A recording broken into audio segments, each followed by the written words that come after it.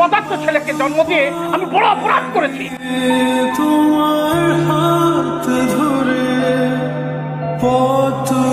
তোমার অপদার্থ ছেলের জন্যই তো চশমাটা ভেঙেছে। জানি না কতটা বাধা তুমি একা সয়েছ, বুঝতে দাওনি কিছু।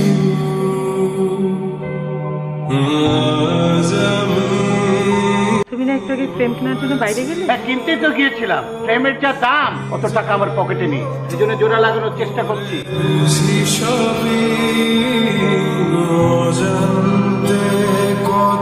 কি নেশা পান করা শেষ, পাল্টে ফেলেছো না?